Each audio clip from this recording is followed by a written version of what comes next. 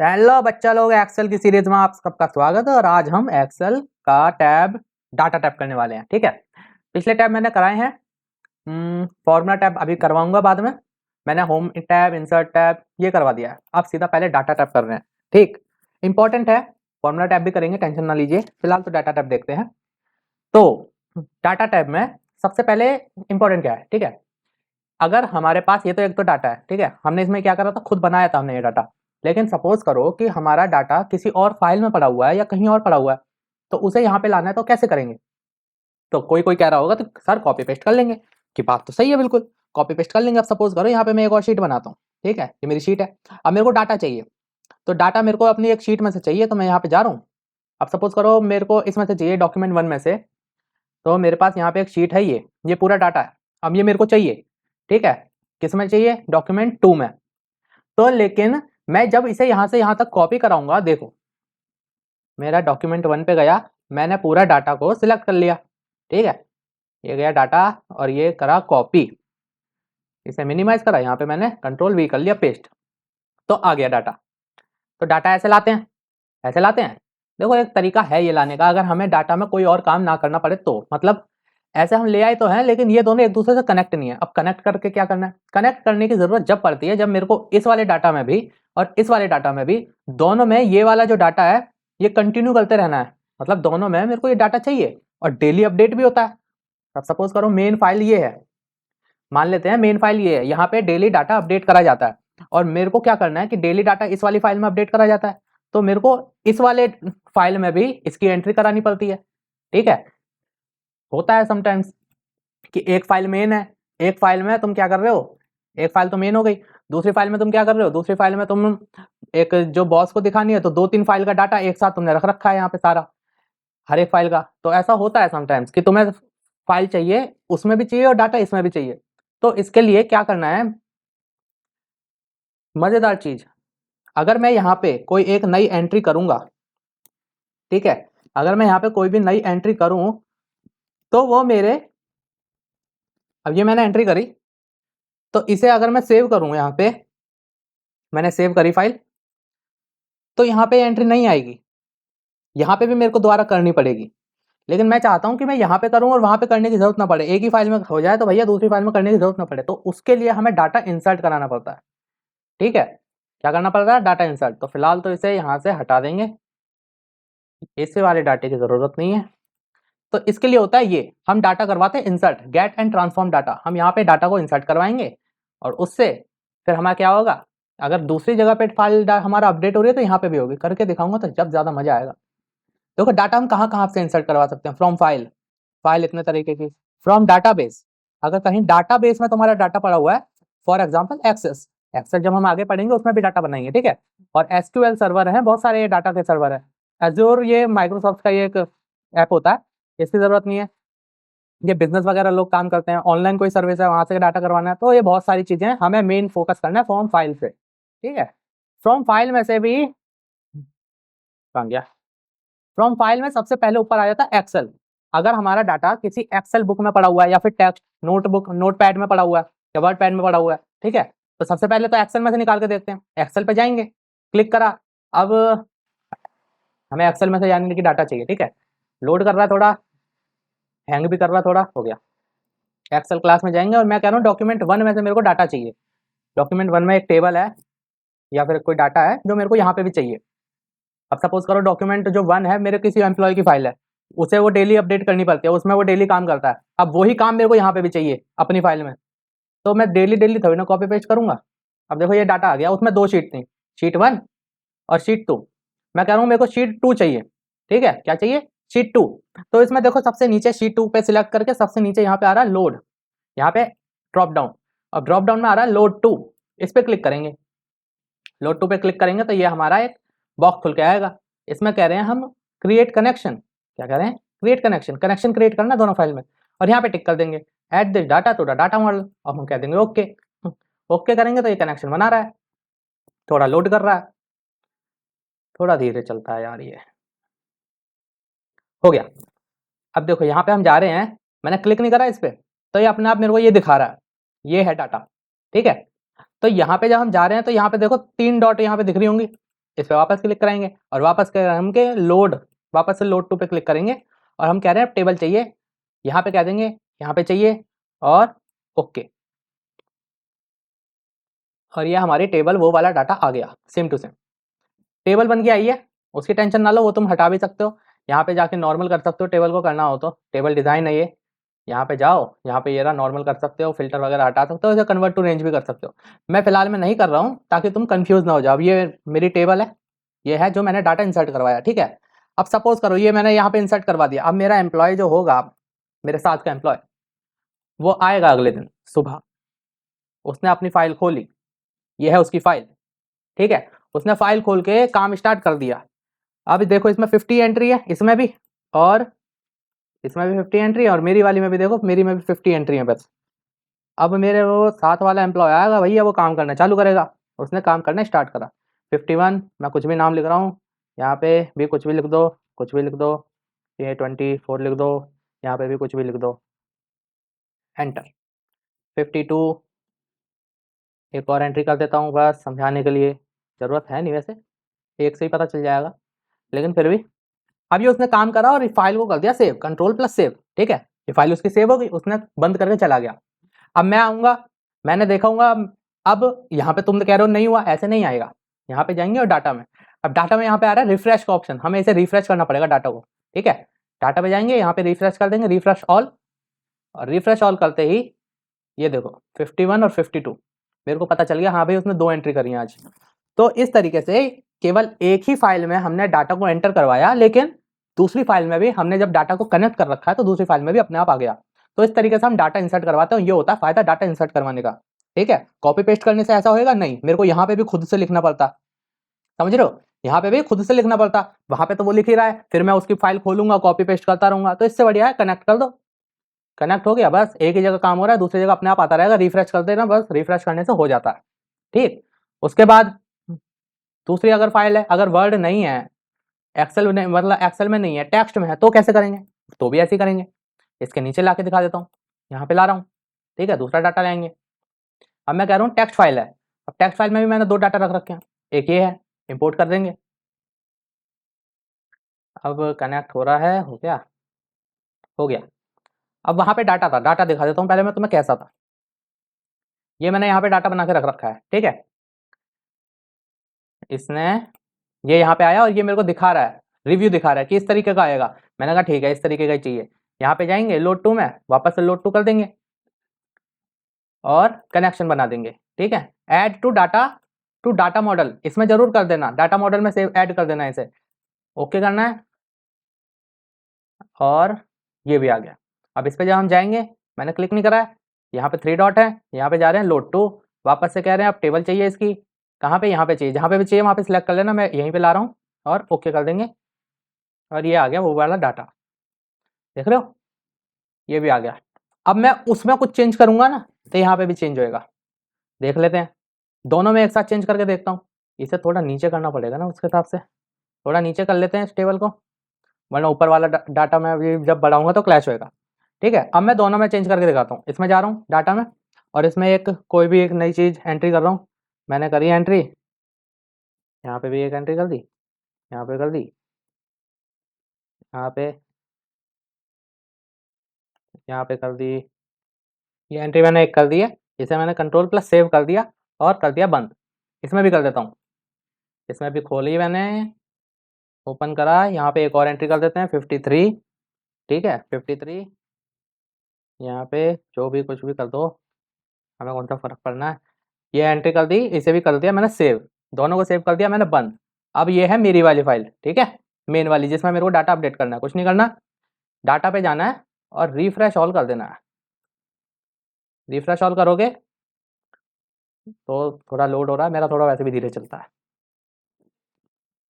और ये आ गया डाटा, देख रहे हो, यहाँ पे भी ये अंटसन जो भी मैंने डाली थी, और यहाँ पे भी ये देखो आ गई। तो इस तरह हम डाटा को कनेक्ट कर देते हैं, और डाटा कनेक्ट करके फिर क्या फायदा हुआ, वहाँ पे एंट्री हो रही है, हमें यहाँ पे दोबारा करने की जरूरत नहीं है, कोई भी टेबल ले सकते हो, ठीक। और रिफ्रेश जो भी है रिफ्रेश कर देना है। आगे बढ़ते हैं, उसके बाद आ जाता है शॉर्ट। शॉर्ट देखो मैंने तुम्हें बता दिया था, बताया था नहीं बताया था, बताया था ना, एक बार और देख लेते हैं, कोई बात नहीं। हम किसी भी डाटा को अगर हमें शॉर्ट करना है तो हम शॉर्ट का इस्तेमाल करते हैं। उसके लिए डाटा सिलेक्ट कर लेना, पूरा डाटा हमने सिलेक्ट कर लिया। डाटा सिलेक्ट करने के बाद शॉर्ट पे जाओ। अब शॉर्ट ये पूछ रहा है भैया क्या शॉर्ट करना है, शॉर्ट बाय, मैं कह रहा हूँ कि मेरे को कंट्री शॉर्ट करनी है, क्या country, order wise A to Z, ठीक है। और उसमें भी हम लेवल ऐड कर सकते हैं, कैसे, कंट्री शॉर्ट करने के बाद मैं कह रहा हूँ जब कंट्री शॉर्ट हो जाए ना, कंट्री जब शॉर्ट होगी तो देखो C पहले आता है या U, C पहले आता है तो सारे पहले कनाडा वाले सारे पहले आएंगे, फिर सारे USA वाले आ जाएंगे। उसके बाद मैं कह रहा हूँ कंट्री शॉर्ट करने के बाद प्लेयर्स को शॉर्ट कर देना। प्लेयर्स कौन है, देखो वुमेन और मैन, ये जेंडर होना चाहिए था, वैसे मैंने प्लेयर्स लिख रखा, कोई बात नहीं, समझ लो मैन और वुमेन। अब इसमें होगा क्या, सबसे पहले देखो कंट्री को शॉर्ट करेगा ये, यानी कि मेन प्रायोरिटी क्या है, कंट्री। कंट्री जब शॉर्ट हो जाएगी सारे कनाडा ऊपर और सारे यूएसए नीचे, उसके बाद ये प्लेयर्स को शॉर्ट करेगा। पहले किसके प्लेयर्स को शॉर्ट करेगा, कनाडा वालों को, कनाडा वाले पहले मैन फिर वुमेन, उसके बाद यूएसए वाले मैन फिर वुमेन, करके दिखाता हूँ, ओके करेंगे। ये देखो सबसे पहले इसने कंट्री शॉर्ट करी, पहले सारे कनाडा फिर सारे यूएसए, ठीक है, क्यों, क्योंकि मेन प्रायोरिटी हमने इसको दी थी। उसके बाद कनाडा के अंदर देखो ये रहे, कनाडा के अंदर फिर हमने कहा था कि प्लेयर्स को शॉर्ट करना, कनाडा के अंदर यानी कि कंट्री के अंडर आ रहा था ये, ठीक है। मेन प्रायोरिटी क्या थी, कंट्री, दूसरी प्रायोरिटी क्या थी, प्लेयर्स, यानी कंट्री के अंडर में फिर प्लेयर्स को शॉर्ट करना।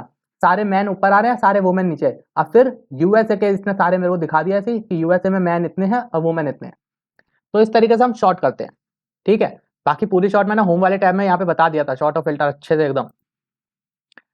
और क्या है इसमें, फिल्टर है, फिल्टर कैसे करते हैं डाटा को, फिल्टर भी उसमें बताया था, एक बार बताऊंगा। होम टैब में पूरी है फिल्टर की वीडियो, वो देख सकते हो आप लोग, उसमें डिटेल में बता रखा है। इसमें लेकिन एडवांस फिल्टर है तो इसमें इसलिए मैं एडवांस फिल्टर बता रहा हूँ, ठीक है। अगर हमें फिल्टर लगाना है, इस टेबल में हमने फिल्टर लगा दिया, यहाँ पे क्लिक करा, फिल्टर आ गया, ठीक है। इसे थोड़ा बड़ा कर देते हैं। अब देखो एडवांस फिल्टर क्या होता है, एडवांस फिल्टर का काम जब होता है जब हमें फिल्टर तो करना है डाटा। अब सपोज करो मेरे को केवल वुमेन का डाटा चाहिए, तो मैं यहाँ पे केवल वुमेन लिखूंगा और यहाँ पे केवल वुमेन का डाटा आ गया, है ना। और मेरे को वुमेन केवल चाहिए कनाडा की, किसकी, कनाडा वाली देखनी है केवल, तो यहाँ पे आ गया कनाडा वाली वुमेन का डाटा पूरा आ गया यहाँ पे। अब कोई कह रहा है कि मेरे को ये डाटा जो चाहिए ये इसी टेबल में नहीं चाहिए, ये अलग टेबल में ला के दिखाओ, इसी टेबल में मत करो, क्योंकि अगर कनाडा वाली वुमेन का डाटा कोई मांग रहा है तो इसमें तो सारा डाटा थोड़ी ना दिख रहा है, वो चाहता है कि उसे सारा डाटा भी दिखे और दूसरी जगह पे एक सेपरेट इसका अलग डाटा दिखे, तो उसके लिए आ जाता है फिर एडवांस का ऑप्शन, ठीक है। फिल्टर हटाएंगे, क्लियर फिल्टर, यहाँ से भी फिल्टर हटाएंगे, क्लियर फिल्टर। अब एडवांस के ऑप्शन में हमें क्या करना है, सबसे ऊपर वाली जो ये रो है ना, इसे कॉपी कर लेना बस, इसे कॉपी करा और यहाँ पे पेस्ट कर लिया। जरूरत क्या है अभी बताऊंगा इसकी, क्योंकि हम इसे क्राइटेरिया देंगे, ऐसा क्राइटेरिया का मैं इस्तेमाल करेंगे इसे। अब इसमें ये सारी फिल भर के रखनी है, नहीं, इन सबको डिलीट कर दो। इसमें हम वो ही फिल भरेंगे जिस बिहाफ पे हमें डाटा चाहिए। फॉर एग्जांपल अब हम यहाँ पे ले रहे हैं, हम जा रहे हैं एडवांस फिल्टर पे, एडवांस फिल्टर पे कह रहे हैं हम कॉपी टू अनदर लोकेशन, ठीक है, copy to another location. List range पूछ रहा है, लिस्ट रेंज इसने पहले सिलेक्ट कर रखी है, ये रही, ठीक है, सही है। क्राइटेरिया रेंज पूछ रहा है, अब क्राइटेरिया रेंज हमने पहली बात तो यहाँ पे कुछ लिखा नहीं है, क्राइटेरिया रेंज हम ये देंगे, यहाँ पे कुछ लिखा नहीं है, तो यहाँ पे इसे हम कट करेंगे। हमें किस बिहाफ पे चाहिए, हमें चाहिए प्लेयर्स के बिहाफ पे, मेरे को चाहिए केवल वुमेन का डाटा, किसका, वुमेन का, तो मैंने यहाँ पे वुमेन लिख दिया क्राइटेरिया में। देखो स्पेलिंग गलत मत करना, जैसे यहाँ पे लिखे वैसे ही लिखनी पड़ेगी।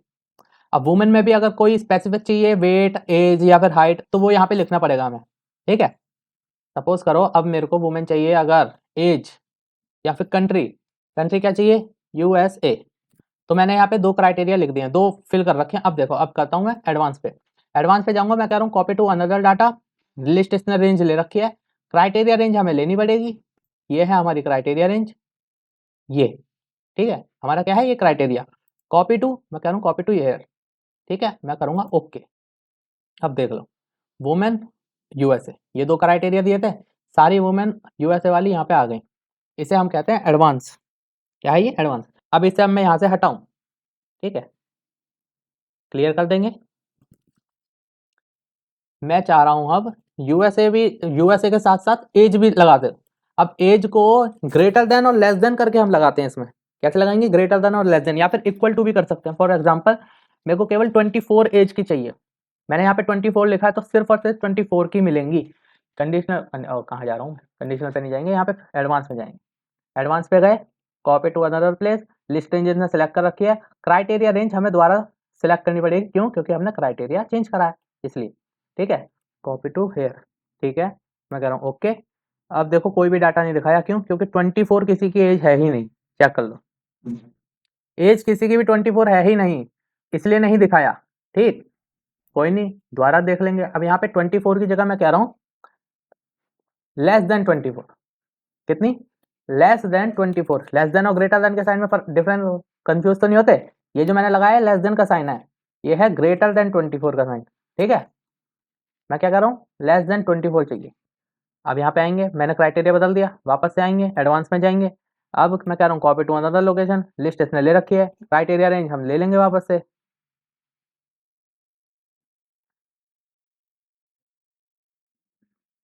हटाना भूल गया, वापस से लेंगे, क्राइटेरिया रेंज ले ली और कॉपी टू हेयर, ठीक है, ओके करेंगे। अब देख लो, लेस देन 24 वुमेन चाहिए थी, यूएसए की चाहिए थी, और लेस देन 24 चाहिए थे, और 24 की बस दो ही हैं, 23 और एक है ये रही 23, और कोई भी नहीं है।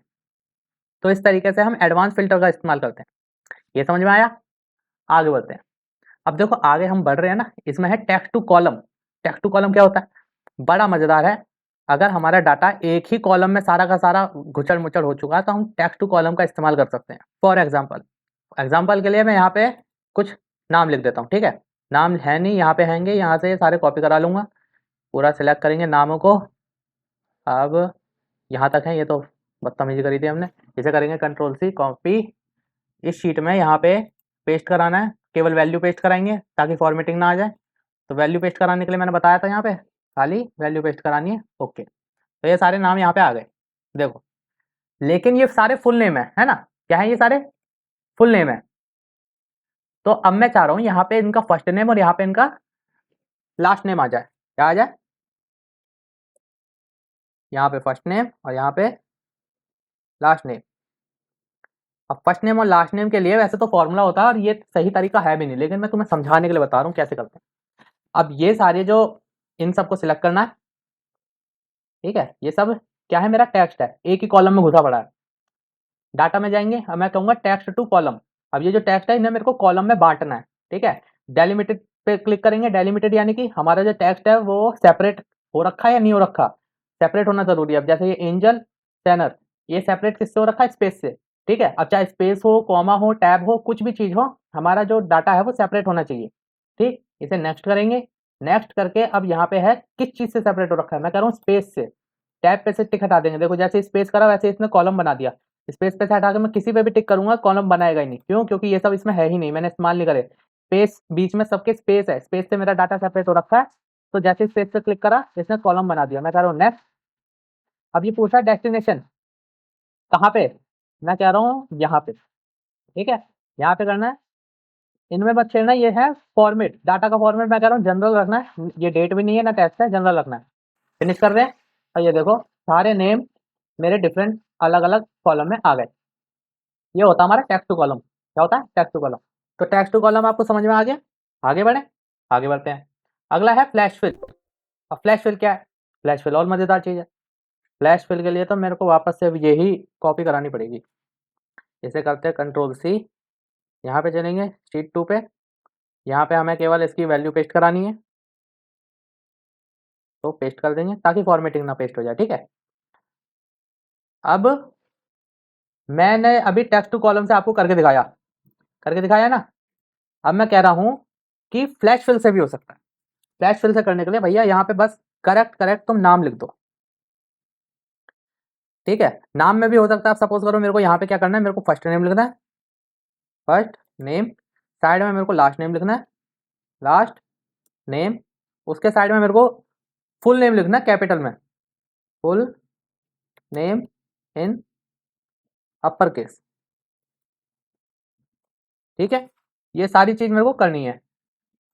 अब फ्लैश फिल से ये 2 मिनट में हो जाएंगी। वैसे तो इन सबके फॉर्मूले भी हैं, जब फॉर्मूले आएंगे जब भी बताऊंगा, ठीक है। फ्लैश फिल का इस्तेमाल जब भी बताऊंगा, जहां जहां हो सकता है वहां वहां फ्लैश फिल का इस्तेमाल हम फॉर्मूले में देखेंगे कि जहां पे कोई भी चीज हमें फॉर्मूले से भी पता कर सकते हैं और फ्लैश फिल से भी निकाल सकते हैं, ठीक है। अगर तुम्हें एग्जाम दे रहे हो, एग्जाम में तो भैया फॉर्मूले का इस्तेमाल करना पड़ेगा, लेकिन तुम ऑफिस में काम कर रहे हो, तुम अपना खुद का काम कर रहे हो, तुम्हें फास्ट काम करना है, राइट। फास्ट काम करने के लिए फ्लैश फिल का इस्तेमाल करो। यहाँ पे कुछ नहीं करना, तुम्हें बस नाम लिख देना है। क्या नाम है इसका? मैंने बस पहला नाम लिखा है, देखो स्पेलिंग सही लिखना वरना फ्लैश फिल जो है सब में स्पेलिंग मिस्टेक करेगा। पहला नाम लिखा, नीचे आके अब यहाँ पे चाहे तो इसे दबा दो फ्लैश फिल, या फिर इसकी शॉर्टकट है Ctrl+E। मैंने Ctrl+E दबाया, ये आगे सारे फर्स्ट नेम। फ्लैश फिल यही काम करता है, फ्लैश फिल अपने आप डिटेक्ट कर लेता है कि भैया क्या फॉर्मेटिंग क्या बंदा कर रहा है, ठीक है। हम जो करेंगे उसी हिसाब से उस पैटर्न को फॉलो करते हुए सारी चीज कर लेता है। अब सपोज करो यहाँ पे मैंने ये सेकंड नेम लिखा है, ठीक है, करेक्ट लिखा है, नीचे आया मैंने करा Ctrl+E, ये आ गया पूरा लास्ट नेम। अब मेरे को फुल नेम चाहिए अपर केस में, तो सारा का सारा अपर केस में लिख दो नाम, एंजल सेनर, लिख दिया। बस नीचे आके दबा दो Ctrl+E, ये सारे नेम आ गए अपर केस में, सारे के सारे। तो ये होता है हमारा फ्लैश फिल। और भी कुछ कर सकते हैं आप, सपोज करो मेरे को ईमेल आईडी चाहिए इनकी, क्या चाहिए, ईमेल आईडी। अब सपोज करो तुम्हें बनानी है, मतलब तुम्हें खुद क्रिएट करनी है ईमेल आईडी, ठीक है, खुद क्रिएट करनी है, मतलब इनका last name plus first name को जोड़ के @gmail.com तुम्हें करना है, तो ये भी कर सकते हो। जैसे कि मैं यहाँ पे लिख दूंगा लास्ट नेम इनका क्या है, SANOR, फर्स्ट नेम क्या है ANGEL। मैंने पहले लास्ट नेम लिखा फिर फर्स्ट नेम लिखा, फिर मैं कह रहा हूँ @gmail.com, मैंने ये लिखा, नीचे आके मैंने दबा दिया Ctrl+E, सबका इसने ईमेल अपने आप तैयार करके दी। ये भी कर सकते हैं। तो ये होता है हमारा फ्लैश फिल का कमाल। फ्लैश फिल फ्लैश करके फिल कर देता है, इसीलिए फ्लैश फिल कहते हैं, एक फ्लैश में कंप्लीट फिल। और भी कुछ करना चाहो बहुत सारे काम हैं, अभी तो जब फॉर्मूले आएंगे ना, जब याद भी आएगा कि क्या क्या कर सकते हैं, किस फॉर्मूले की जगह हम किस फ्लैश फिल का इस्तेमाल कर सकते हैं, ये जब डिटेल में बताऊंगा। अभी तो ये है एक छोटा सा नमूना एक तरीके से कि फ्लैश फिल से हम क्या कर सकते हैं, ठीक है। बहुत सारे फॉर्मूले इसकी वजह से जरूरत नहीं पड़ती यूज करने की। अब जैसे फर्स्ट नेम निकालने के लिए फॉर्मूला होता है लेफ्ट का, राइट नेम लास्ट नेम निकालने के लिए फॉर्मूला हम यूज करते हैं राइट का, फुल नेम को जोड़ने के लिए अपर केस के लिए फॉर्मूला होता है अपर केस का, और नाम जोड़ने के लिए फॉर्मूला होता है कॉनकैटिनेट। तो ये बहुत सारे फॉर्मूले हैं, मैंने बिना फॉर्मूले के ये सारा फ्लैश फिल से करा है। तो ऐसे ही जब फॉर्मूले पढ़ेंगे ना, जहां जहां फॉर्मूले तो बताऊंगा ही, लेकिन उन्हें फ्लैश फिल से भी करके दिखाऊंगा अगर हो सके तो, ठीक है। नेक्स्ट चलते हैं, नेक्स्ट है हमारा रिमूव डुप्लीकेट। अगर सपोज करो यहाँ पे अब ये हमारा इतनी पूरी की पूरी कॉलम है, इसमें से कह रहा हूँ सारे डुप्लीकेट हटा दो, क्या कर दो, सारे डुप्लीकेट हटा दो, या फिर इस वाले में मैं कह रहा हूँ सारे डुप्लीकेट हटा दो, तो ये सारे डुप्लीकेट हटा देगा। कैसे, इस पूरी को कॉलम को मैंने सिलेक्ट कर लिया, मैं गया इस पे डुप्लीकेट हटाने के लिए, ठीक है। अब ये इसने पूरी सिलेक्ट कर ली, मैं कह रहा हूँ नहीं पूरा नहीं, मेरे को केवल जेंडर वाले में करना है, ठीक है। मैं करूँगा ओके, जेंडर के बेहाफ पे इन्हें सारे डुप्लीकेट हटा दिए। मैं ये टेबल थी ना, टेबल में भी दिक्कत होती है, बैक करो, टेबल में पूरा हो रहा है। और कोई शीट अलग से कॉपी कर लेता हूँ, इसे सिलेक्ट करेंगे, कॉपी करेंगे और यहाँ पे पेस्ट कर देंगे साइड में, ये पेस्ट हो गया। अब मैं इसमें से डुप्लीकेट हटा रहा हूँ, ठीक है, मैं कर रहा हूँ ओके ओके।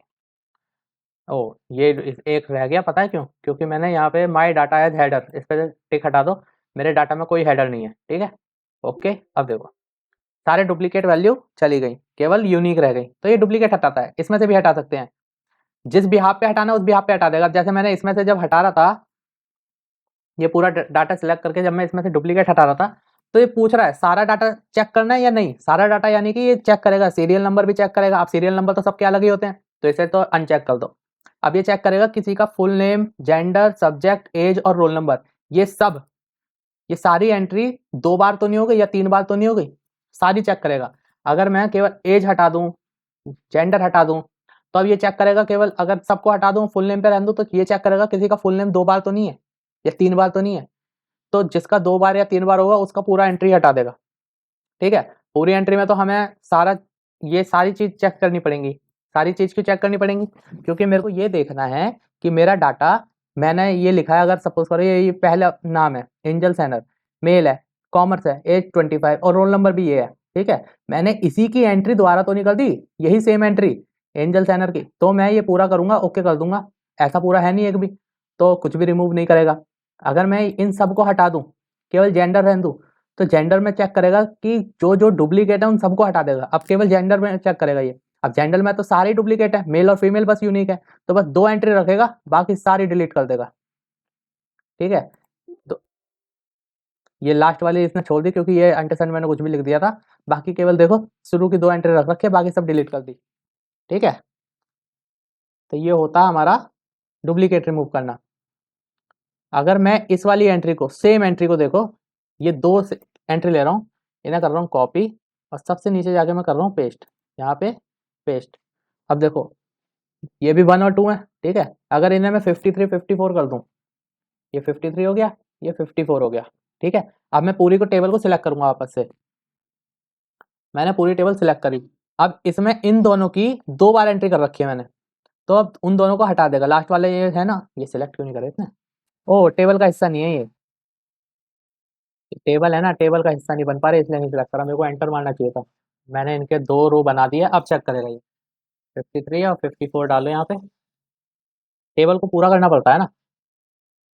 अब इनको करूँगा कॉपी, नीचे जाके कर दूंगा यहाँ पे पेस्ट। अब ये हो गया हमारी 2 एंट्री एक्स्ट्रा। ठीक है, अब करते हैं इसे सिलेक्ट पूरी को। अब देखो पूरी सिलेक्ट हुई है। ठीक, अब जा रहे हैं डुप्लीकेट रिमूवर पे, लास्ट के 2 हटाने। सीरियल नंबर मैं कह रहा हूँ नहीं, चेक मत करो क्योंकि सीरियल नंबर तो सबके यूनिक ही हैं। ठीक है, अगर सीरियल नंबर पे मैंने ओके करा ना, तो ये सबको एक साथ देखेगा। अब ये देखेगा यहाँ पे 1 लिखा है, यहाँ पे 2 लिखा है, लेकिन नीचे वाले में, मैं नीचे जा नहीं पा रहा, नीचे वाले में तो 53 और 54 लिखा है, तो ये तो यूनिक हो गए, तो ये डाटा अलग है। ठीक है, तो मैं कह रहा हूँ ऐसा मत करो भैया, सीरियल नंबर को चेक ही मत करो, केवल इन सबको चेक कर लो। सीरियल नंबर तो है ही सबके अलग अलग। तो मैं कह रहा हूँ ओके। इसने करा कि 2 duplicate value found and removed. मैंने करा ओके, देखो लास्ट से 2 डुप्लीकेट वैल्यू हटा दी। तो ये हमारा ऐसे करता है डुप्लीकेट वैल्यू काम। आगे चले, आगे बढ़ते हैं। आगे हमारा डाटा वैलिडेशन। अब डाटा वैलिडेशन क्या होता है, बड़ी मजेदार चीज़ है। उसके लिए मैं ये पूरा हटा रहा हूँ। ठीक है, इसे कर रहा हूँ डिलीट और इन्हें भी कर दो, इनकी ज़रूरत नहीं है। यहाँ पे कुछ और लिखेंगे, यहाँ पे लिखेंगे फ़ोन नंबर, साइड में लिखेंगे हम आधार नंबर। छुप गया फ़ोन नंबर और आधार नंबर, सामने लाओ। और क्या हो सकता है, रोल नंबर तो है ही, फ़ोन नंबर आ गया, आधार नंबर आ गया, जेंडर, जेंडर आ गया, और रीजन, रीजन यानी कि ईस्ट वेस्ट नॉर्थ साउथ जो भी है दे देंगे। अब देखो यहाँ पे है फ़ोन नंबर, मैंने दे रखा फ़ोन नंबर यहाँ पे लिखना है। अब सपोज करो ये जो टेबल है मैंने बना दी, अब बच्चों को दे दी कि इसे फिल करो। क्या कर दिया, बच्चों को दे दिया कि यहाँ पे जो जो तुम्हारा है ये सब फिल कर देना। अब भैया बच्चों को देते तो गड़बड़ तो कर सकते हैं, कोई फ़ोन नंबर किसी ने अगर 10 की जगह 9 नंबर का 9 नंबर डाल दिया तो उसको तो फ़ोन कर ही नहीं पाएंगे, हम तो गैस करते रह जाएंगे भैया आखिरी नंबर क्या होगा, 10 बार मिलाना पड़ेगा। तो उसके लिए ऐसी वो हरकत ना करें, तो हमें इन पे रिस्ट्रिक्शन लगा सकते हैं, लिमिट सेट कर सकते हैं हर किसी चीज पे। ठीक है, अब जैसे कि सपोज करो फोन नंबर क्या होता है, 10 लेंथ होती है ना, 10 नंबर का होता है। तो मैं इस वाले कॉलम पे रिस्ट्रिक्शन लगा सकता हूं कि यहाँ पे केवल 10 नंबर ही एंटर हो, ना 10 से कम ना 10 से ज्यादा। रिस्ट्रिक्शन लगा सकता हूँ, ना 10 से कम ना 10 से ज्यादा। तो उसके लिए हम यहाँ पे जाएंगे। अब यह है सबसे पहला डाटा वैलिडेशन। ठीक है, एरिया हमने सिलेक्ट कर लिया। अब डाटा वैलिडेशन में ये पूछ रहा है वैल्यू। यहाँ पे ड्रॉप डाउन में हम देखेंगे कि हमें भैया टेक्स्ट की जो लेंथ है वो सेट करनी है। क्या करनी है, टेक्स्ट की लेंथ सेट करनी है। ठीक है, अब यहाँ पे पूछ रहा है बिटवीन मिनिमम और मैक्सिमम, मैंने कहा ना बिटवीन नहीं, equal, equal to, equal to में करेंगे 10। अब यहाँ पे टेक्स्ट की जो लेंथ है वो 10 के इक्वल ही होनी चाहिए इस वाले कॉलम में। मैंने कर दिया ओके। ओके करने के बाद यहाँ पे लिमिट सेट हो गई 10। अब मैं यहाँ पे 10 से कम नंबर सेट करूंगा तो मेरे को मना कर देगा, रीट्राई। अब यहाँ पे मैंने 10 नंबर डाल दिए, अभी एंटर हो गए। मैं 9 भी डालूंगा ना, ये देखो नहीं हुआ एंटर, मना कर देता है। ज़्यादा डालूंगा तो भी नहीं हुआ एंटर, रीट्राई बोल रहा है। तो ये होता है हमारा रिस्ट्रिक्शन लगाना। ठीक है, हमने लिमिट सेट कर दी। आधार कार्ड पे भी ऐसी लिमिट सेट कर सकते हैं। आधार कार्ड पे हम जाएंगे, यहाँ पे आधार कार्ड कितने नंबर का होता है, ये 12 नंबर का होता है। डाटा वैलिडेशन पे जाएंगे, यहाँ पे जा रहे हैं एनी वैल्यू, मैंने कहा नहीं, हमें टेक्स्ट की लेंथ डिसाइड करनी है। बिटवीन मैंने कहा नहीं, इक्वल टू कितनी, 12, मैंने कहा ओके। अब यहाँ पे केवल 12 नंबर ही चलेंगे, मना कर दिया, ज़्यादा हो गया शायद से।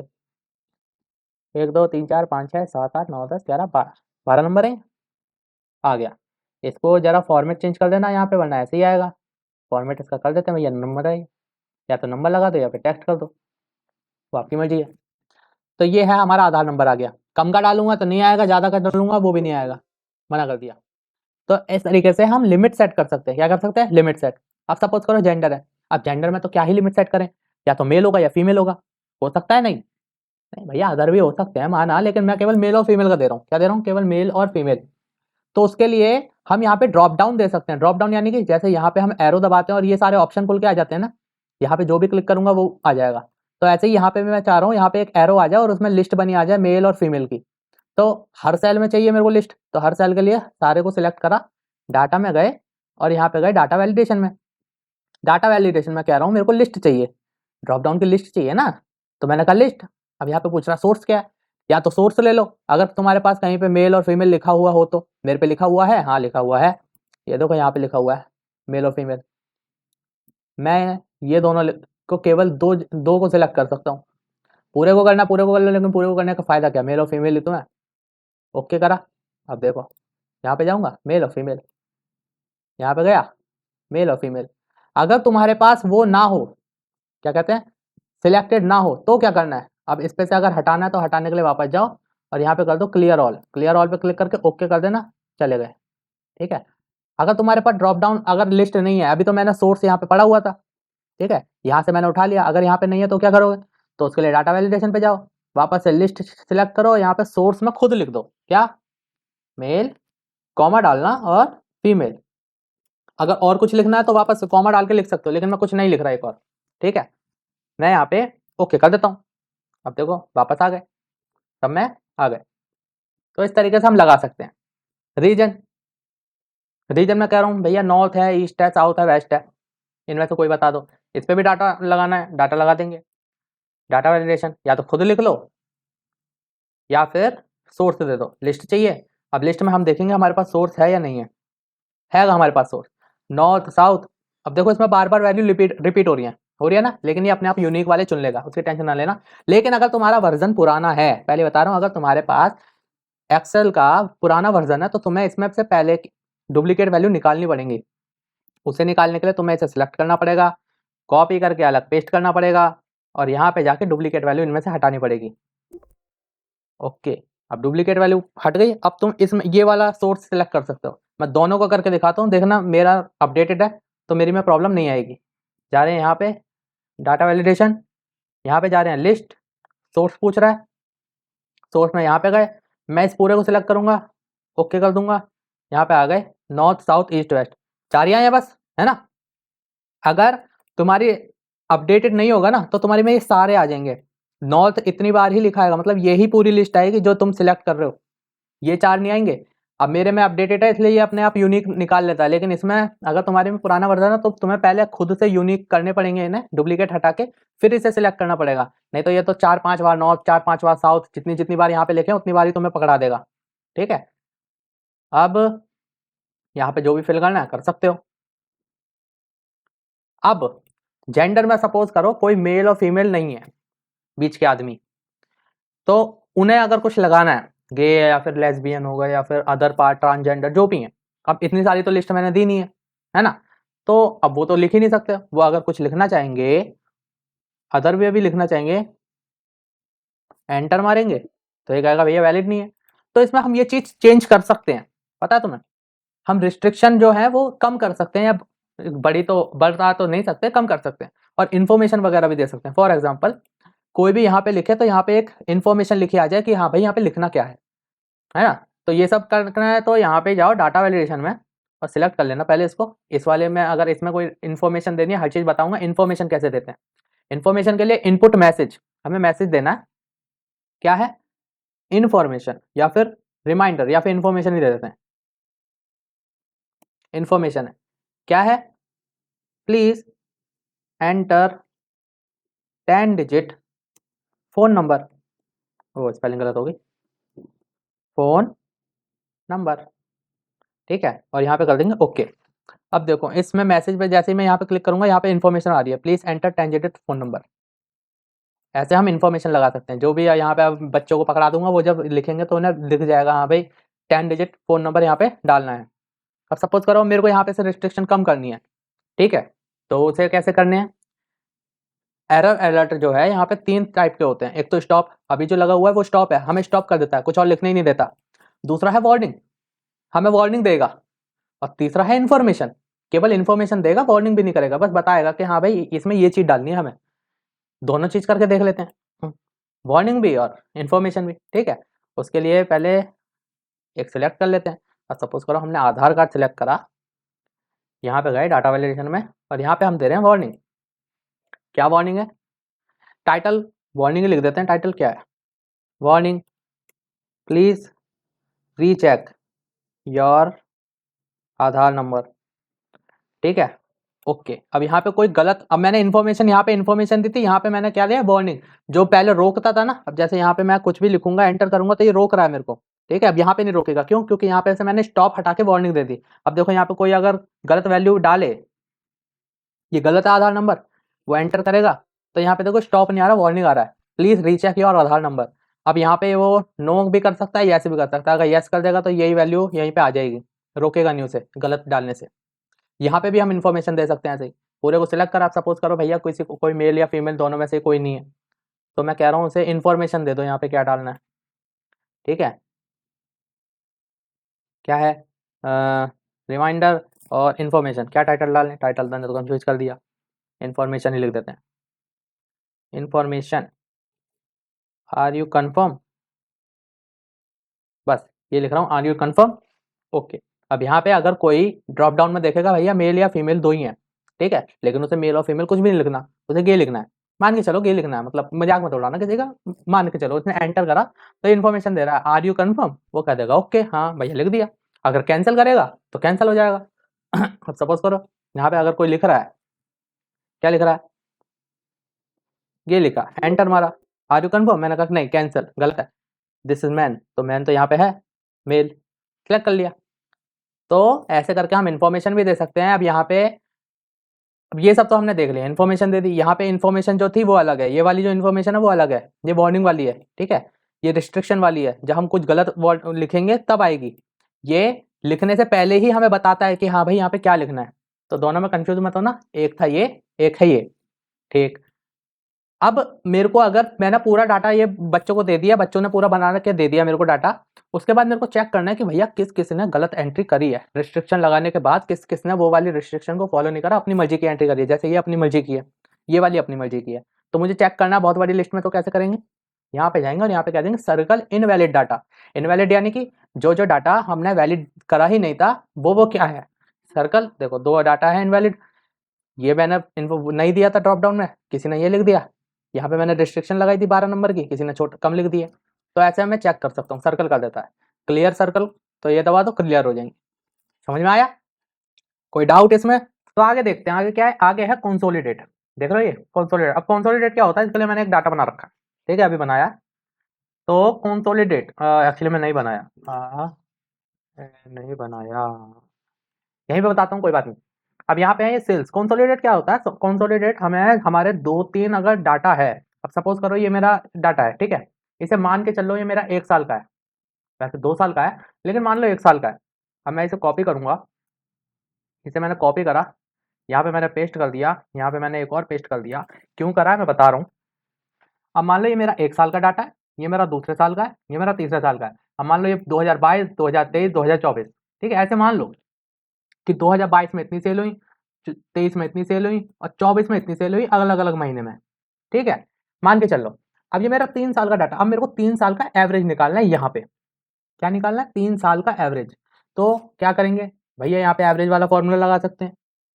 अगर तीनों साल का मेरे को सम निकालना है कि 3 साल में मैंने कितना कमाया, तो सम वाला फॉर्मूला लगा सकते हैं। सम इफ वाला फॉर्मूला भी लग सकता है अगर किसी कंडीशन दे रहे हैं तो। लेकिन हम कंसोलिडेट से इसे सीधे सीधे भी कर सकते हैं। कैसे? यहाँ पे जाएंगे कंसोलिडेट में।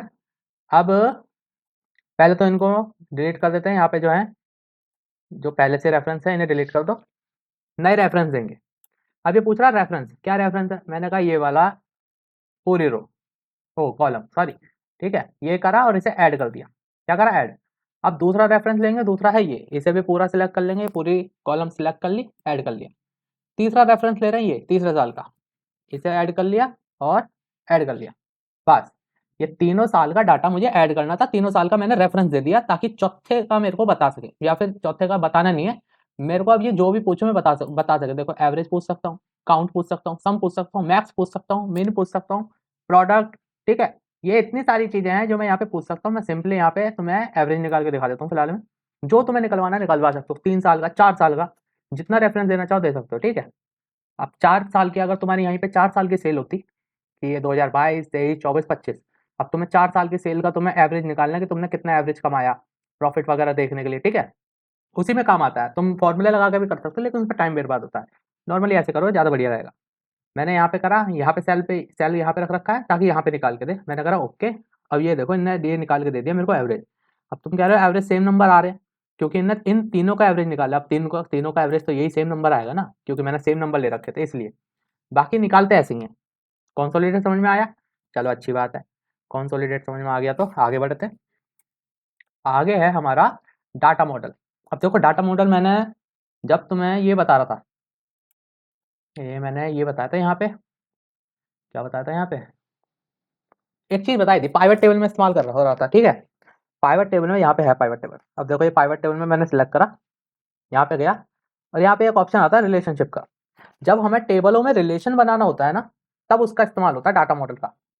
पाइवट टेबल को जब बना रहे होते हैं, हम इंसर्ट करवा रहे होते हैं, सपोज करो ये मैं ले रहा हूँ यहाँ पे और मैं इसे इंसर्ट करवाऊँ पाइवट टेबल, इसकी इंसर्ट पे जाके मैं इसकी पाइवट टेबल इंसर्ट कर रहा हूँ, तो देखो यहाँ पे आता है टिक करने के लिए add this data to data model.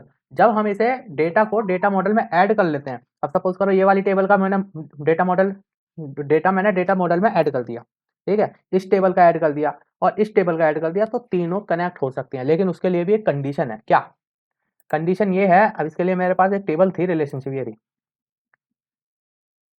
अब देखो इसमें जो ये है बुक आईडी, बुक आईडी देख रहे हो, बुक आईडी इस वाली टेबल में भी है, बुक आईडी इस वाली टेबल में भी है, और इसमें देखो ऑथर आईडी भी है, ऑथर आईडी इस वाली टेबल में है ना, इसमें बुक आईडी है।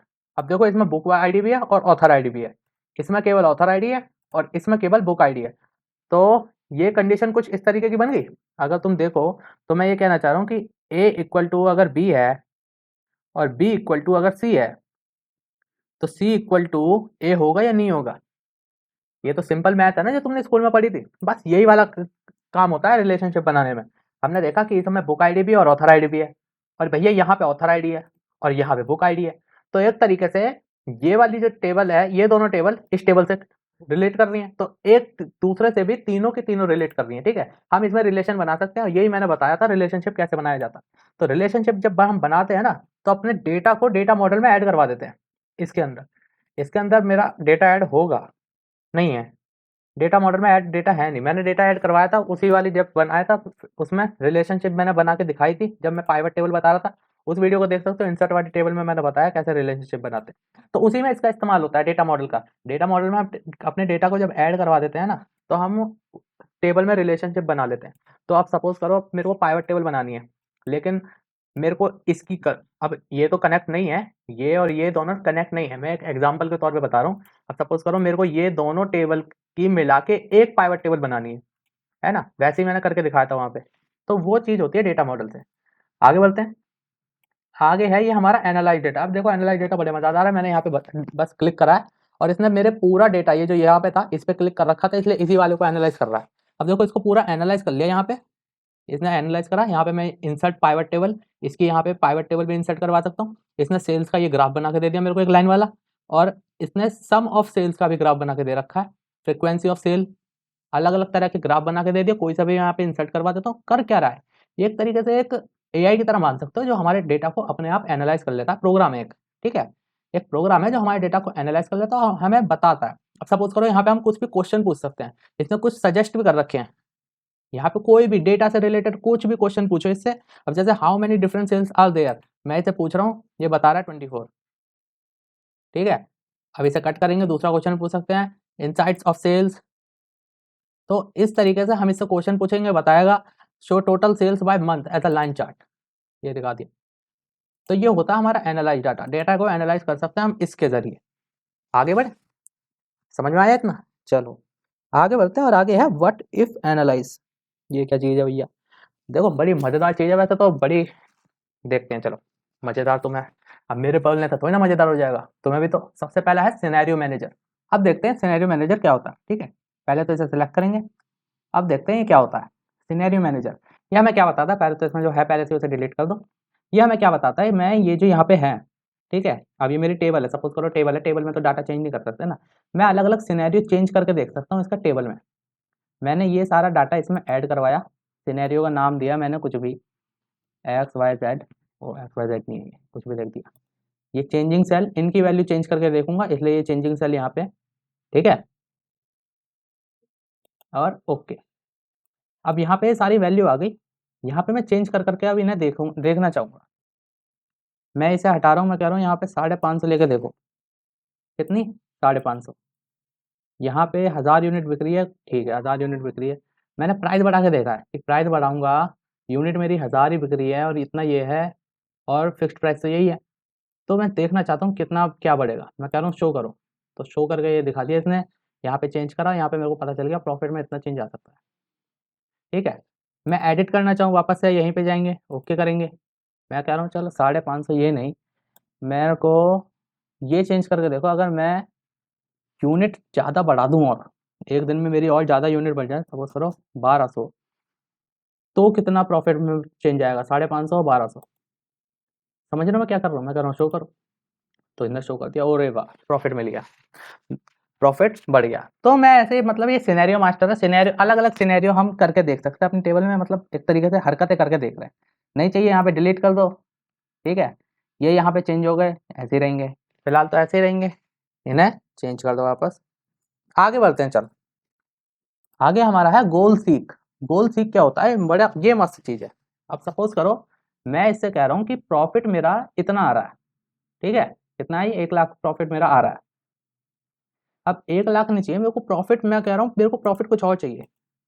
अब मैं इससे कह रहा हूँ मेरा ये वाला सेल मैंने सिलेक्ट करा, और मैं कह रहा हूँ यहाँ पे कुछ ऐसा करो, कुछ भी मैं क्या ऐसा करूँ कि वैल्यू मेरी 2 लाख आ जाए, ठीक है। क्या करूँ, वैल्यू मेरी यहाँ पे 2 लाख आए, ये जो प्रॉफिट है मेरा 2 लाख होना चाहिए, ठीक है। अब मैं इसे कह रहा हूँ कि यहाँ पे मेरे को वैल्यू जो है वो 2 लाख चाहिए। अब ये कह रहा है किस सेल को चेंज करके, मैं कह रहा हूँ सेलिंग प्राइस को इतना करो कि प्रॉफिट मेरा 2 लाख हो जाए। तो इन्हें ओके करा, ओके। अब देखो इसने सेलिंग प्राइस को बढ़ा दिया ताकि मेरी प्रॉफिट यहाँ पे 2 लाख हो सके, अपने आप कैलकुलेशन कर लेता है। इसे कहते हैं गोल सीकर। अगर तुम्हारे पास कोई गोल है, मतलब एक आंसर है तुम्हारे पास कि इतना आंसर आना चाहिए, तो उसमें तुम फिर इनमें चेंज करा के देख सकते हो खुद से कि भैया किस में क्या चेंज करना है क्या नहीं करना। अब जैसे कि सपोज करो वैल्यू मैं कह रहा हूँ मुझे 5 लाख वैल्यू चाहिए, ठीक है 5 लाख बाय चेंजिंग। मैं कह रहा हूँ इसको मत चेंज कराओ, इससे महंगा तो नहीं बेच सकते, ये चेंज करा दो, ठीक है। क्या करा दो, ये चेंज करा दो। मैं कह रहा हूँ ओके, ओ आ गई, 2000 करनी पड़ेगी, ठीक है। अब मैंने ओके नहीं करा इसलिए वैल्यू वहीं की वहीं आ गई वापस से, पहले ओके कर दिया था इसलिए फिक्स हो गई थी, मतलब आ गई थी, ठीक है। गोल सीख दोबारा करके दिखा देता हूँ, टू वैल्यू। अब मैं कह रहा हूँ क्या वैल्यू करनी है, मैं कह रहा हूँ मेरे को 10 10 लाख करनी है। कितनी करनी है, 10 लाख। बाय चेंजिंग क्या वैल्यू चेंज करनी है, मैंने कहा ये दोनों तो भैया पैकेजिंग है, ये तो किराया है, इन दोनों में तो कुछ नहीं कर सकते, इन दोनों में कर सकते हैं। भैया प्राइस ही बढ़ा दो, और कितना बढ़ाऊँ मैं, इसने कहा 1400 रुपये। 1400 रुपये का मैंने ओके करा तो यहाँ पे फिक्स हो गया, पिछली बार ओके नहीं करा था तो फिक्स नहीं हुआ था, समझ गए। चलो आगे बढ़े, तो आगे देखते हैं। आगे है हमारा डाटा टेबल। हाँ, तो डाटा टेबल के लिए दूसरा डाटा ले रहा हूँ यार मैं, ठीक। उसके लिए मैं ये डाटा यहाँ पे ले लेते हैं, थोड़ा बैंक वगैरह का हिसाब देखना पड़ेगा। तो सबसे पहले देख लेते हैं पेमेंट पर मंथ। अब हम निकाल लें एक तरीके से म्यूचुअल फंड, ठीक है। हर महीने हम कितना पैसा जमा कर रहे हैं, अगर हम हर महीने 100 रुपये जमा कर रहे हैं, ठीक है, कितने साल तक ड्यूरेशन, ड्यूरेशन हम कह रहे हैं भैया 25 साल। और फिर interest rate per year, per year कितना है 6%, कितना है 6%। अब हम निकालेंगे फ्यूचर वैल्यू कि भैया आफ्टर 25 साल बाद हमारे पास कितना पैसा होगा, तो उसके हम कहते हैं फ्यूचर वैल्यू। फ्यूचर वैल्यू 25 साल बाद कितने रुपए होंगे, तो उसके लिए हम फॉर्मूला लगाएंगे। फॉर्मूला मैंने अभी आपको बताया नहीं है, तो जब बताऊंगा जब देखना। इसको हम डिवाइड करेंगे 12 से, एन पर हमारा ये है ड्यूरेशन, इसको इंटू करेंगे 12 से, और हमारा पीएमटी ये है, तो इसके लिए माइनस लगाएंगे। माइनस ले लगा रहे हैं क्योंकि हम ये दे रहे हैं, तो दे रहे हैं हमारी जेब से जा रहा है, तो इसलिए माइनस लगाया जाता है, ये जब हम करेंगे जब बताना। तो ये आ गया हमारा फ्यूचर वैल्यू, ठीक है। सही आई है, हाँ सही आई है। तो अब देखो डेटा टेबल क्या करता है। अब ये मेरी फ्यूचर वैल्यू तो आ गई, किसके हिसाब से, 25 साल के लिए 6% इंटरेस्ट रेट। कितना, 6% इंटरेस्ट रेट। अब मैं देखना चाहता हूँ डिफरेंट डिफरेंट इंटरेस्ट रेट के लिए मेरे को कितना प्रॉफिट फ्यूचर वैल्यू मिलती। क्या देखना चाह रहा हूँ, डिफरेंट डिफरेंट इंटरेस्ट रेट के लिए मेरे को कितनी फ्यूचर वैल्यू मिलती। एक ही तरीके की सारी चीजें हैं, डाटा ही एनालाइज कर रहे हैं हम, इन तीनों में ही डाटा एनालाइज कर रहा था, तो इसमें भी वही कर रहे हैं। ठीक है, तो मैं कह रहा हूँ अगर मेरे को इंटरेस्ट रेट 3% मिलता, कितना, 3%, या फिर मेरे को मिलता 3.5%। आप इसे ड्रैग कर लेंगे, मेरे को अपने आप 10% तक लेके चलते हैं इसे, या आगे हम 10%, नहीं आए 10% पे, आप आ गए 10% पे। ठीक है, अब 10% पे आ गए। अब मैं देखना चाहता हूँ 3 से लेकर 10% तक मेरे को कितना प्रॉफिट मिलता इतने साल में, अलग अलग। तो सबसे पहले यहाँ पे हम एक, इसको हम वापस से लिख लेंगे, इस तरीके से ही लिखेंगे। ठीक है, ये क्यों है, ये एक तरीके से हमारा प्रोटोटाइप है, मतलब एक तरीके से काम करेगा इसको बनाने में। ठीक है, वैसे इसका कोई यूज नहीं है। इसको सिलेक्ट करेंगे, यहाँ पे जाएंगे और यहाँ पे कहेंगे डाटा टेबल। अब डाटा टेबल में पूछ रहा है इनपुट, रो इनपुट सेल और कॉलम इनपुट सेल। अब इसमें से तुम्हें ये डिसाइड करना है कि क्या डालना है, और वो ही डालना जो तुम्हें चाहिए। और सपोज मेरे को यहाँ पे कॉलम के अंदर वैल्यू चाहिए, क्या चाहिए, कॉलम के अंदर वैल्यू, तो इसलिए हम कॉलम वाला डालेंगे, रो वाला नहीं डालेंगे। रो वाला जब डालते हैं जब हमें वैल्यू रो के अंदर चाहिए होती है। किसके अंदर चाहिए होती है, रोज के अंदर वैल्यू चाहिए होती है। अभी हमें कहाँ चाहिए, केवल कॉलम के अंदर वैल्यू चाहिए। ठीक, तो कॉलम के अंदर वैल्यू चाहिए। अब यहाँ पे डालेंगे क्या, रेफरेंस पूछ रहा है हमसे, इन कॉलम इनपुट सेल। अब ये जो हमारे निकला है, ये किसकी मदद से निकला है, ये जो हमने निकाला, ये हमने किसकी मदद से निकाला था, 6% की मदद से निकाला था ना, तो इसलिए यहाँ पे ये ही वैल्यू डालेंगे। ठीक है, जो हमने ये वाली जो वैल्यू निकाली फ्यूचर वैल्यू, ये 6% की है, तो इसे इसलिए बताना है कि ये जो है ये 6% की है। तो ये जो डेटा टेबल है हमने जितना सिलेक्ट करा ये इसे चेक करेगी, ये 6% है, तो इसके बिहाफ पे हमें 3, 3.5, 4, 4.5 ये सब निकाल के देगा। ठीक है, कि 6% का इतना आया, क्योंकि ये दोनों तो वैल्यू फिक्स है भैया, हर महीने हम 100 रुपये दे रहे हैं, 25 साल के ही है, ये तो फिक्स है, हमारी ये चेंज हुई है बार बार। ठीक है, तो हमने इसलिए यहाँ पे ये सिलेक्ट करा, कॉलम में क्यों करा, क्योंकि हमें वैल्यू कॉलम में चाहिए। हमने करा ओके, और ये हमारी आ गई वैल्यू। इन सबको हम करेंसी में कन्वर्ट कर लेंगे, होम पे जाके, परसेंटेज नहीं करेंसी, या तो ये आ गई हमारी वैल्यूज, अलग अलग से अलग अलग। अब देखो 6 वाली वैल्यू पे यही वैल्यू आई है, देख रहे हो ना, 6% पे हमारी यही वैल्यू मिली है हमें। तो ऐसे काम करता है डाटा टेबल। अब सपोज करो डाटा टेबल हमारा कॉलम में, अब हर रो में निकालना होता, तो इसे डिलीट करते हैं फिलहाल के लिए। अब रो का भी देखते हैं साथ में, रो भी देख लेते हैं, कॉलम का तो देख लिया, अब रो का देखते हैं। रो में क्या है, अब मैंने 25 साल का यहाँ पे निकाल रखा है, कितने का, 25 साल का। लेकिन मैं देखना चाहता हूँ कि भैया मेरा 5 साल में, 10 साल में, 20 साल में, अलग अलग का। ठीक है, तो 5 से स्टार्ट करते हैं कि 5 में कितना होता, और इसका फॉर्मूला चेंज करना भूल गया, करेंसी नहीं है भाई, ये जनरल है। 5, 10, और उसके बाद इन्हें पूरा कहाँ तक लेके चले, 40, 40 साल, 50 तक कर लेते हैं। अब ये है ईयर्स, और ये है मेरा इंटरेस्ट रेट। यहाँ पे मैंने साल दे दिए, यहाँ पे इंटरेस्ट रेट कि 5 साल में मेरा, 5 साल का कितना होएगा, अगर मैं 5 साल तक ही केवल जमा करवाता 100 रुपये, 3% इंटरेस्ट पे, 3.5 पे, 4 पे, 4.5, ऐसे करते करते ये पूरी लिस्ट 5 साल की होगी, यहाँ पे 10 साल, यहाँ पे 15 साल। तो ये पूरी मेरे को एक टेबल से मिल जाएगी। ठीक है, यहाँ पे हम वापस से रेफरेंस लेंगे इसका, क्योंकि इसके भी आप पे निकालना है। ठीक, अब इस पूरे को सिलेक्ट कर लेंगे, पूरे को सिलेक्ट करा, वापस से आ गए। अब यहाँ पे कहाँ गया data, but if data table पे गए। अब देखो हमें क्या चाहिए, यहाँ पे रो चाहिए, कॉलम चाहिए। एक्चुअली में इस समय हमें दोनों चाहिए, हमें देखो कॉलम भी भरने हैं सारे, और रोज भी भरनी है सारी। रो के भी आप पे भी डाटा चाहिए, कॉलम पे भी आप पे भी डाटा चाहिए। क्यों, क्योंकि रो में हमारा देखो, रो में क्या है, ईयर्स, कॉलम में क्या है, इंटरेस्ट रेट। तो रो में ईयर है, तो हम ईयर कितना है हमारा, 25 साल, और कॉलम में हमारा क्या है, इंटरेस्ट, इंटरेस्ट कितना है हमारा, 6%। ओके कर दोगे, आंसर आ जाएगा। देख लो भैया, ये आंसर है हमारा, कुछ इस तरीके का। इन सबको सिलेक्ट करके करेंसी में कन्वर्ट कर देना, यहाँ पे जाओ, करेंसी, करेंसी हो गई। तो ये हो गया हमारा आंसर, ये आएगा। तो ये होती है हमारी डेटा टेबल। क्या होती है, डेटा टेबल। इस तरीके से हम देख सकते हैं अलग अलग सिनेरियोज बना के, ये तीनों ही हमारा सिनेरियो बनाने में मदद करते हैं। ठीक, डेटा टेबल समझ में आया नहीं आया, आ गया होगा अब तो। आगे देखें, चलो आगे देखते हैं, इसे ऐसे ही छोड़ देते हैं। आगे है हमारा फोरकास्ट शीट। अब देखो फोरकास्ट शीट क्या होता है, डेटा मॉडल को प्रेडिक्ट करता है ये, प्रिडिक्ट यानी कि फ्यूचर, उसका फ्यूचर प्रिडिक्ट करता है। अब सपोज करो ये मेरा डेटा है, ठीक है, मैंने यहाँ पे जनवरी की सेल है, फरवरी की सेल है, मार्च की सेल है, अप्रैल की सेल है, ऐसे ही पूरे सारे महीने की सेल है और फिर अगले साल की भी स्टार्ट हो रखी है। तो 2022 की और 2023 की है, ठीक है, 2 साल की सेल है यहाँ पे।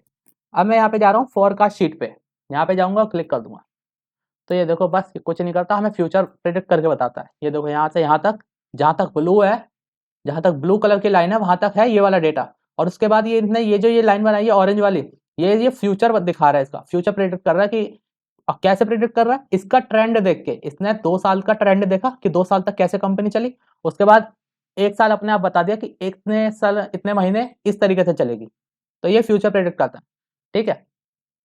कॉलम में देखना है तो कॉलम में देख सकते हैं इस तरीके का, ये ऐसे ऐसे चला और ऑरेंज वाला ये दिखा रहा है कि फ्यूचर प्रिडिक्ट कर रहा है, तो ये यही काम करता है और कुछ नहीं है। अगला है ग्रुप।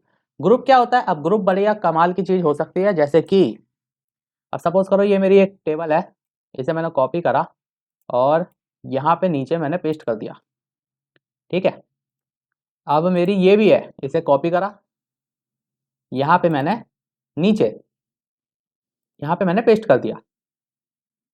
अब यहाँ पे देखो 3-3 बन रही है, ऐसे ही तुम्हें जन कितनी बनानी पड़े, समझ रहे हो। अब सपोज करो तुम स्कूल में भी हो, तो स्कूल में टीचर हैं तो टीचर एक क्लास का बना रही है, एक टीचर 2-3 क्लास को पढ़ाते हैं, तो एक क्लास की रिपोर्ट है, यहाँ दूसरी क्लास की रिपोर्ट है, यहाँ तीसरी क्लास की रिपोर्ट है, तो बहुत सारी टेबल बनानी होंगी, ठीक है। तो हम इन्हें ग्रुप कर सकते हैं, कैसे? यहाँ से यहाँ तक का पूरा सिलेक्ट कर लो मामला, ये है हमारा एक ग्रुप, इसे कह दो फिर यह ग्रुप बना दो। ये पूछ रहा रो का या कॉलम का, रो ग्रुप बनानी है कॉलम का, मैंने कहा रोज को ग्रुप में करना है, ओके करा, ये सारी रोज ग्रुप में हो गई, कॉलम नहीं रोज, ठीक है। अब ये रोज ग्रुप में हो गई। अब यहाँ पे देखो माइनस का साइन है, मैं इसे दबाऊंगा तो कोलैप्स हो जाएगी, ऊपर चली गई, ठीक है। यहाँ देखो 25 से आ रही है यहाँ पे रोज, मैं इसको भी कर दूंगा, इसे सिलेक्ट करा, इसे भी ग्रुप कर दिया मैंने। रो को करना है, हाँ भाई रो को करना है, अब इसे भी कोलैप्स कर सकता हूँ, ये दूसरी हो गई, इसे भी कर सकता हूँ यहाँ से यहाँ तक, इसे सिलेक्ट करा, इसे भी ग्रुप कर दिया, ये लो ग्रुप हो गया। तो हमारा ऐसे डेटा बहुत सारा जितना भी है, यहाँ पे देखो एक ग्रुप है, दूसरा ग्रुप है, तीसरा ग्रुप है, जब भी जिसको खोलना उसे दबाओ, प्लस का साइन आ गया, इसकी जरूरत नहीं है, माइनस करा, तो एक ही जगह पे बहुत सारी ये जो घिचपिच होती है ना, वो नहीं दिखाई देगी, और कुछ नहीं है। अनग्रुप करना है तो बस सिलेक्ट करो भैया, अनग्रुप कर दो, इसे अनग्रुप कर दो, ओके हो गया अनग्रुप, ठीक, ग्रुप अनग्रुप समझ में आया।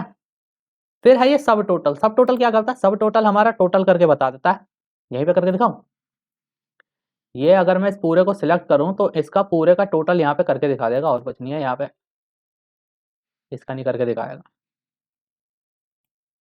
ओ अब कर रहा है, पहले गलत चुना, पूरी टेबल चुन लेना, ठीक है। यहाँ पे मैंने कहा पूरा टेबल, कुछ भी समझ नहीं आ रहा क्योंकि इसमें हेडर वगैरह नहीं है कुछ भी, फिर मैं बस ओके करके दिखा देता हूँ। Can't change the terra path, मत कर भाई, तुम्हें दूसरी टेबल ले लूंगा, मेरे पे है यहाँ पे एक, यहाँ पे नंबर नहीं है तो मैं नंबर दे दूंगा एक रैंडम कुछ भी, मैं दे रहा हूँ यहाँ पे 60 से 100 के बीच में नंबर दे रहा हूँ। ये एक फॉर्मूला होता है रैंडम नंबर देने के लिए, ठीक है। अभी मैंने यहाँ पे रैंडम नंबर दे दिए हैं, यहाँ पे मैं कुछ भी रैंडम सब्जेक्ट दे रहा हूँ, अब ये रैंडम सब्जेक्ट है, रैंडम नंबर है। अब मैं इस पूरे को सिलेक्ट कर रहा हूँ, ये डाटा को सिलेक्ट करके मैंने कहा सब टोटल। सब टोटल ये पूछ रहा है कहाँ पे, एक तो कहाँ पे टोटल करके दिखाना है, रो नंबर के आगे, मैंने कहा रोल नंबर के आगे कर देना। किसका करना है? मैंने कहा सबका कर दो यार, नेम का मत करना, बस नेम और रोल नंबर। मैंने कहा ओके, तो ये देखो सबके टोटल लास्ट में टोटल करके दिखा रहा है, लास्ट में नहीं करके दिखाया, वापस जाओ, summary below the data, summary भी चाहिए हमें, अब ओके करो। अब देखो लास्ट में ग्रैंड टोटल भी करके दिखा रहा है, ये रहा। तो इस तरीके से हमें सबका अलग अलग टोटल करके दिखा रहा है, तो ये होता है हमारा सब टोटल। क्या होता है? सब टोटल। और कुछ नहीं रह गया इसमें, डाटा टैब फिनिश, हो गया फिनिश।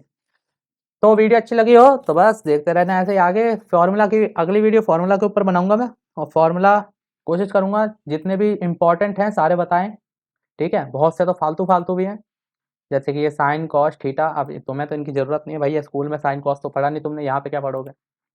तो कोशिश करूंगा जितने जरूरत हैं, जितने की ज़्यादा से ज़्यादा जो सब होते हैं, जिनका काम होता है वो सारे बताऊं, ठीक है। तो फिलहाल में तो इतना ही, अगली वीडियो में मिलेंगे, जब तक के लिए गुड बाय।